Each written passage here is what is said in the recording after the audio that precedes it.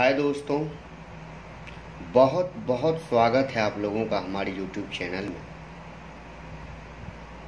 दोस्तों, आज हम लोग बात करेंगे कुछ संगीत के महत्वपूर्ण शब्द के बारे में, जो कि हमारे गाने के नोटेशन में बार बार प्रयोग किए जाते हैं। उस शब्द का बार बार उच्चारण होता है, बार बार यूज होता है। तो चलिए दोस्तों, समय को ज़ाया ना करते हुए हम लोग बात करेंगे। सबसे पहले जो शब्द आएगा वो होगा हमारा सप्तक। सप्तक भारतीय शास्त्रीय संगीत में मुख्यतः 3 होते हैं, जिसमें सबसे पहला हमारा है मंद्र सप्तक। ठीक है दोस्तों। उसके बाद है मध्य सप्तक। उसके बाद है तार सप्तक। भारतीय शास्त्रीय संगीत में मुख्यतः 3 सप्तक होते हैं, जिसमें सबसे पहला सप्तक का नाम है मंद्र सप्तक। उसके बाद है मध्य सप्तक। उसके बाद है तार सप्तक। दोस्तों, यहाँ पे सबसे पहला जो सवाल खड़ा होता है, सप्तक के स्वरों का पहचान चिन्ह, कि कैसे हम पहचान सके कि ये स्वर मंद्र सप्तक का है, ये स्वर मध्य सप्तक का है, या ये स्वर तार सप्तक का है, कैसे पहचाने। तो चलिए दोस्तों, उसका भी समाधान है, उसका भी सॉल्यूशन है। तो मैं आपको एक एक करके बताते जाता हूँ। सबसे पहले आइए मंद्र सप्तक के स्वरों का पहचान चिन्ह। क्या है मंद्र सप्तक के स्वरों का पहचान चिन्ह? तो आंसर में क्या है, स्वर के नीचे बिंदु का निशान। जैसे सा के नीचे अगर बिंदु लगा दिए तो वो हो गया मंद्र सप्तक का सा। रे के नीचे अगर बिंदी लगा दिए तो वो हो गया मंद्र सप्तक का रे। इसी तरह ध तक जाएगा। नी के नीचे अगर बिंदी लगा दिए तो मंद्र सप्तक का नी हो गया। तो दोस्तों, किसी भी स्वर के नीचे अगर बिंदु हम लगा देते हैं तो वो स्वर मंद्र सप्तक का स्वर बन जाता है। इसी तरह आइए अब हम मध्य सप्तक के स्वरों का पहचान करते हैं, कि कैसे पहचान सकते हैं कि ये मध्य सप्तक के स्वर हैं। तो इसमें क्या है कि इसमें कोई पहचान चिन्ह नहीं होता है।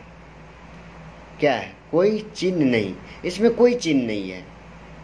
जैसे सारे गामा पाधा निसा, हम यूँ भी समझ सकते हैं कि जैसे उसमें जिस स्वर में कोई चिन्ह ना हो उसे मध्य सप्तक के स्वर समझ सकते हैं, पहचान सकते हैं। तो इसी तरह आइए अब तार सप्तक के स्वर को पहचानते हैं। तार सप्तक के स्वरों का पहचान चिन्ह क्या है? तो स्वर के उसमें क्या था कि मंद्र वाला में क्या था कि स्वर के नीचे बिंदी था, और तार वाले में क्या है कि उसका उल्टा, यानी स्वर के ऊपर बिंदु। तो आइए आंसर में क्या है, क्वेश्चन है तार सप्तक के स्वरों का पहचान चिन्ह। तो आंसर है स्वर के ऊपर बिंदु का निशान। जैसे सा के ऊपर बिंदी लगा दिए तो सा हो गया तार सप्तक का। रे के ऊपर अगर बिंदी लगा दिए, यानी किसी भी स्वर के ऊपर अगर बिंदु लगा देते हैं हम, तो वो हो जाता है हमारा तार सप्तक का स्वर। ठीक है दोस्तों, तो फिर से एक बार समझ लेते हैं। मंद्र सप्तक के स्वरों का पहचान चिन्ह है स्वरों के नीचे बिंदी। मध्य सप्तक में कोई चिन्ह नहीं होता है, और तार सप्तक के स्वरों का पहचान चिन्ह है स्वर के ऊपर बिंदी। अभी तक हम लोग सप्तक के बारे में पढ़े थे, जाने थे, लिखे थे, और अब हम लोग पढ़ेंगे स्वर के बारे में। स्वर 12 और 7 मैंने लिखा है। तो सप्तक तो जानते ही हैं दोस्तों कि 7 स्वर के कर्मानुसार समूह को सप्तक कहते हैं। 7 स्वरों के कर्मानुसार समूह को सप्तक कहते हैं। तो स्वर 12 और 7।